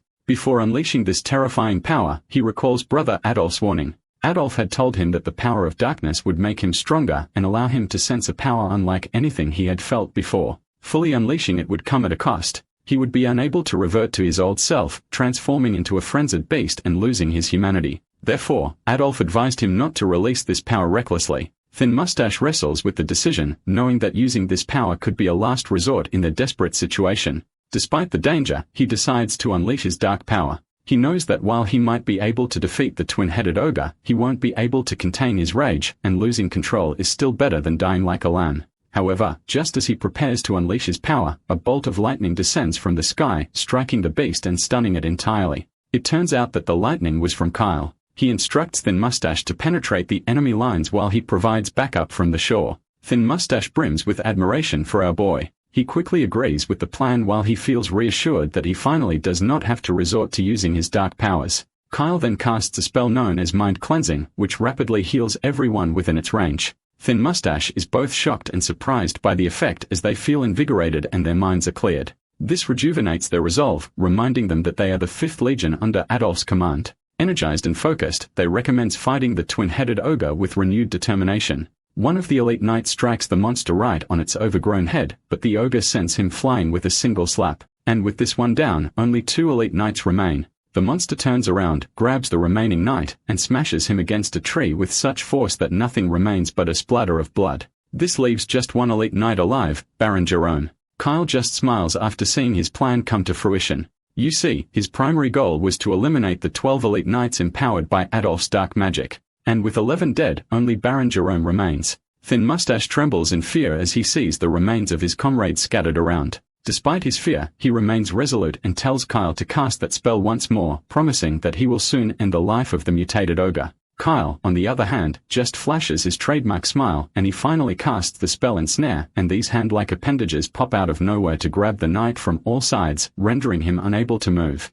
The knight is completely bewildered by his inability to move. Kyle calmly tells him to keep his eyes forward because the ogre is right in front of him.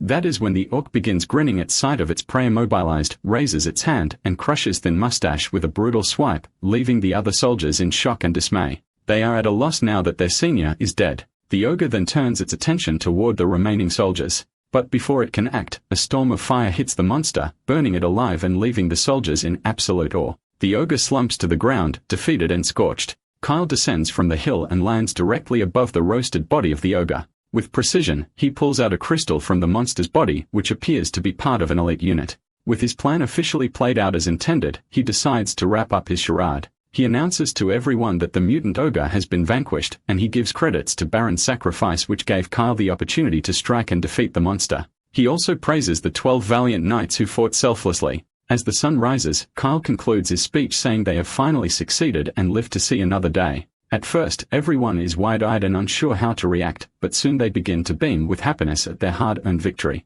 They celebrate with their hands raised in the air, reveling in the triumph. As the party starts their journey back to the mansion, our boy reflects on the noteworthy success of the subjugation. The extermination of the mutated 2-headed ogre, along with the original goal of annihilating the goblin tribe, is a significant achievement. However, it came at a heavy cost and the sacrifices were not small. Once they finally reach the mansion, Brother Adolf is shocked and quickly asks if Baron Jerome is actually dead. Kyle somberly responds that Baron fought the mutated ogre to the death, and without his fierce battle, no one, including Kyle himself, would have survived. Devastated by the news, Adolf pulls back the curtains covering the dead body of his most loyal subordinate. He is indeed shocked to see that Baron Jerome is dead, but what troubles him even more is that it appears Baron had not tapped into the power of darkness. The loss of Baron Jerome and the high-level expert knights is a painful blow to Adolf, and it drives him into a furious rage, though he doesn't voice his anger directly. Instead, he pretends to be concerned and expresses relief that his little brother is still alive. He acknowledges that Kyle's victory over the mutated ogre is commendable and says he will inform their father and ensure he is properly rewarded for his achievements.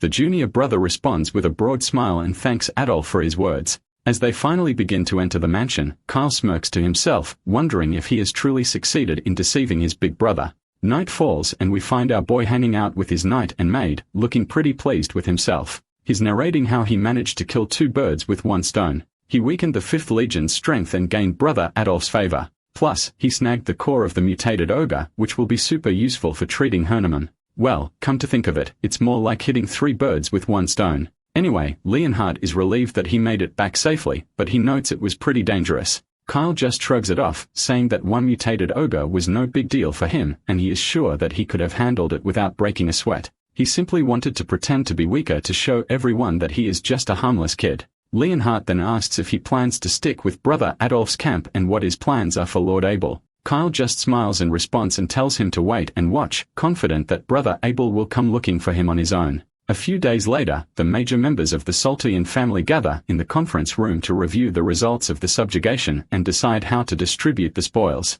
During the discussion, the Marquis mentions he wants to talk about Kyle's role in the ogre's defeat and opens the floor for any objections. There's a murmur of surprise and disbelief among the family members who find it hard to believe that Kyle was even involved in defeating the monster at all. On the other hand, Adolf sits with a smug smile, already plotting to keep Kyle firmly on his side. One of the members in the conference room finally raises their hand, pointing out that Kyle's supposed significant role in the hunting party sounds like a bit of a stretch. This critic is Baron Hemmington, a rather portly figure known for his bluntness. The Marquis asks for clarification, and Baron Hemmington responds that while it's well known how much the Marquis adores his youngest son and often praises him, the reality is that Kyle is just a first-circle magician, essentially an apprentice new to magic. Considering the trouble our boy has caused in the past, Hemmington argues that merely participating in the subjugation and returning safely doesn't warrant credit for the monster's defeat. It's hard to believe that someone could mature so quickly overnight and play such a pivotal role. He also goes on to highlight that Kyle has always been a troublesome child up until now. The other family members seem to nod along, clearly worried about what kind of mischief Kyle might be cooking up now. Kyle, meanwhile, is somewhat fascinated by the fact that these loudmouths have no qualms about speaking ill of him right in his presence. It seems the original Kyle is living up to his reputation as a troublesome kid, which isn't too surprising. At that moment, Kyle himself decides to speak up. He addresses the Baron directly, pointing out that he was present when the mutated ogres were rampaging, and simply surviving and witnessing such an event is an achievement in itself. He urges the Baron to reconsider his opinion, emphasizing that only someone who has faced a monster like that firsthand can truly understand the true terror. He further challenges the fatty by asking if he thinks dealing with such a threat is as easy as it sounds. Of course, Baron Hemmington is visibly startled by our boy's challenging tone. As he stumbles for a response, Lord Abel also speaks up. He points out that even regular ogres are tough to deal with, even for several high-level expert knights. Considering the ogre Kyle faced was a 2-headed one, twice as strong as a regular ogre, the fact that Kyle returned alive is indeed nothing short of a miracle. Our boy feels a bit bewildered to see his oldest brother defending him, which is a rare show of support. On the other hand, Baron Hemmington tries to counter by arguing that Kyle's survival was due to the knights risking their lives to protect him. He emphasizes that all 12 high-level expert knights died, which clearly suggests that Kyle's survival was more a matter of luck and the sacrifices of others rather than his own prowess. Lord Abel speaks up again and stresses the fact that the blow that killed the mutated ogre was delivered by Kyle's spell as confirmed by the surviving knights. He acknowledges that while Kyle may have been a troublemaker during his childhood, he still made significant contributions in this subjugation and is now focused on studying magic diligently. Abel argues that it would be fair for Baron Hemmington to set aside his prejudice and recognize Kyle's achievements. The fatty tries to argue further, but Adolf cuts him off with a raised voice, asking if he really believes he has the right to bring up Kyle's past misdeeds and criticize a direct descendant of the Saltarians over baseless claims. Adolf then questions if he is trying to overstep his authority. This causes Hemmington to shrink back in fear, quickly denying any such intention. Meanwhile, Kyle, the man of the hour, is utterly bewildered by what's happening. Both of his brothers are actually defending him. Adolf finally calms down, clears his throat, and turns to their father, declaring that his vote is in Kyle's favor. He fully recognizes his little brother's achievements and insists they must be acknowledged. He reminds his father that the 5th Legion is directly under his command, and all of the boys testify that his young brother fought bravely. With both Abel and Adolf in agreement, their father delivers the final verdict. If both brothers agree, there are no objections to acknowledging Kyle's contribution. Marky declares that from now on, Kyle is officially free to come and go from the main residence, and he may even leave the estate. Our boy lights up with happiness at hearing his father's verdict. However, his father goes on to say that the spoils recovered from the mutated ogre will be distributed based on merit and that Kyle will not receive any of them. This catches our boy off guard as he wasn't expecting to be cut out like that. With those final words, his father adjourns the meeting and everyone is allowed to leave. But Kyle stands there completely bewildered by the last part of his father's verdict. He has no idea why, despite being acknowledged for his contributions, he isn't getting any spoils. Before his father leaves, Kyle quickly calls out to him, trying to charm him with his innocent expression, and asks if he's really not going to get any spoils after all his hard work. That is when his father leans closer to his son's ear and whispers about the ogre core that Kyle already swiped. As soon as his father's whispered words sink in, Kyle's breath catches in his throat. He quickly responds, saying he doesn't need the spoils anyway and that just having his house arrest lifted is more than enough for him. Then from behind, Adolf calls out to him. When Kyle turns around, his big brother reminds him that he kept his promise of informing their father about his achievements, adding that he did it all out of love for his little brother. Kyle, however, can see through the flattery, knowing exactly where Adolf's words are coming from. Meanwhile, Abel is also standing off in the distance, quietly reflecting on how much Kyle has changed in just a few days. He is definitely looking forward to meeting his little brother alone. It seems our boy's prediction has come true after all. In the next scene, we see Abel and Kyle catching up. Right off the bat, Abel drops a bombshell of a news, claiming that he doesn't actually have any serious skills, and this is the first time he's ever mentioned it to anyone, not even their father knows. Kyle just goes along with the conversation, but in his head, he's thinking, why is my brother suddenly dropping secret bombs like this? Kyle had been ready to talk with Abel, but he didn't expect the conversation to take such an unexpected turn. Before we dive further, let's rewind a bit. Right after the meeting ended, Abel approached our boy and personally gave props for the hard work he put into this subjugation. He points out that Kyle has now successfully proven himself in real combat, so he confidently gives a title of a proper mage to our boy. Kyle, however, downplays it, modestly saying he's still far from that title. After all, he's only a first circle mage, and he chalks his success up to sheer luck. Once Abel takes control of the conversation, he promptly invites his little brother to dinner, saying he'd love to hear more about his exploits during the subjugation. At the time, our boy agreed with a smile. But now sitting across from his brother, he knows the real reason for the invitation, which is that his big bro is trying to recruit him to his side. But what our boy can't figure out is why his big bro is suddenly dropping such a personal secret. There doesn't seem to be any ill intent, but he's still struggling to understand what Abel is truly trying to achieve by revealing something so private. Whatever the case, our boy's mind is also on the bigger picture. If he wants to safely navigate the Marquis of Keltarian rebellion event, Abel's strength needs to grow as Adolf's influence crumbles.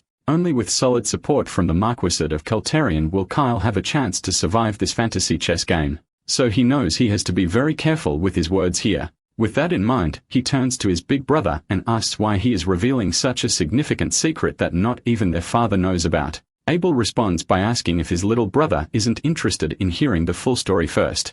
Our boy admits that he would love to hear what his senior has to say, but after learning such a big secret, he's unsure how to react and what Abel truly thinks of him. The senior quickly picks up on Kyle's concern and directly asks if he is worried that there might be ulterior motives behind revealing such crucial information. Kyle sheepishly smiles and kind of agrees to what his brother said. He further admits that he simply can't win against his big brother in the games of wits, so he decides to be straightforward. He makes it clear that while he is currently aligned with Adolf, he doesn't truly support him. However, this doesn't mean he plans to join Abel's side either. The scene then transitions to the practice grounds of the mansion where we find Adolf venting his frustrations on the training dummies, clearly agitated. One of the maids stands nearby, watching him with a mix of concern and apprehension. His frustration apparently becomes evident as he expresses his irritation that his eldest brother visited Kyle's residence. The maid further confirms this and adds that there were guards stationed outside, so she was unable to overhear their conversation. Adolf states that he already knows why Abel wanted to meet Kyle and what they discussed.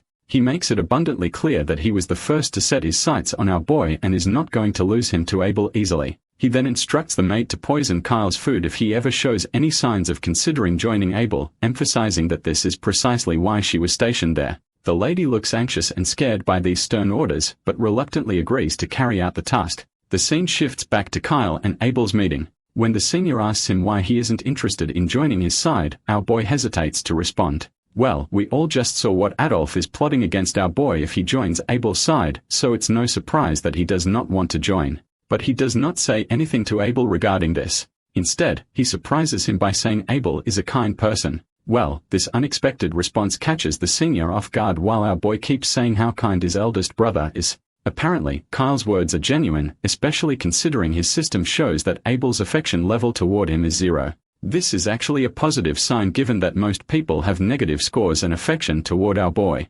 Abel, on the other hand, admits he's glad to hear such kind words. However, he also feels regretful for not paying attention to his younger brother and only coming around when he needed something. Kyle reassures him in response, saying he shouldn't feel guilty. He acknowledges his own bratty behavior in the past and admits he also dislikes his former self. He is just glad that his senior brother didn't just bury him for being a brat and is thankful for that. Abel bursts into hearty laughter when he hears the funny remark from his junior. He jokes that if he had known his little brother was so smart and perceptive, he would have met him sooner. Then Abel gets serious and tells Kyle that whatever Adolf has promised him, Abel can offer the same and even better. He asked him if there's any chance for reconsideration. Our boy finally speaks up, saying that if he joins Adolf, he's sure Abel wouldn't hold a grudge. But if he joins Abel instead, Adolf would be ruthless and might even kill him. He further explains that Adolf is genuinely merciless and would go to any lengths to eliminate him if he becomes a hindrance. He adds that he just barely got through a trial and, as a first circle mage, isn't strong enough to defend himself. If Adolf decides to target him, our boy doubts he'd stand a chance. Abel remains quiet upon hearing this extreme evaluation. He notes that our boy is the only family member who has ever expressed such a strong opinion about Adolf. When Kyle asks if he agrees with this assessment, Abel simply nods in confirmation. Before diving deeper into the conversation, Abel finally reveals that his seemingly insignificant skill is actually a keen intuition. He explains that since childhood, he's always had a nagging feeling when something bad was about to happen. This intuition has helped him avoid dangerous situations. However, as they approach the succession ceremony, these ominous feelings have intensified, especially concerning Adolf, who is giving off some seriously dangerous vibes. Abel admits though that he doesn't have concrete proof to confirm any ill intentions from Adolf, so he can't be entirely sure. This revelation kind of fascinates our boy. He starts wondering if Abel is actually aware of what's happening around him.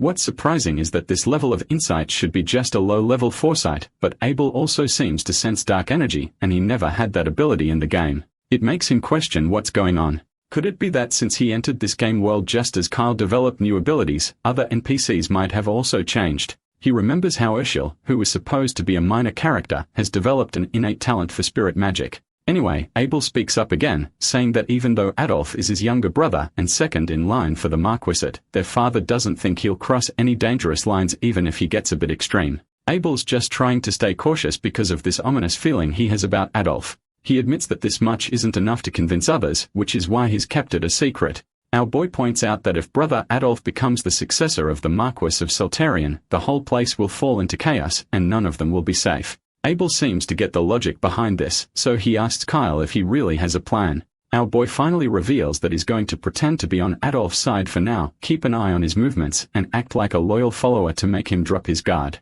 Then he'll take his chance. Abel then highlights that this does not look as simple as it sounds. Kyle explains that's exactly why he needs help and asks his senior brother if he'd be willing to support him.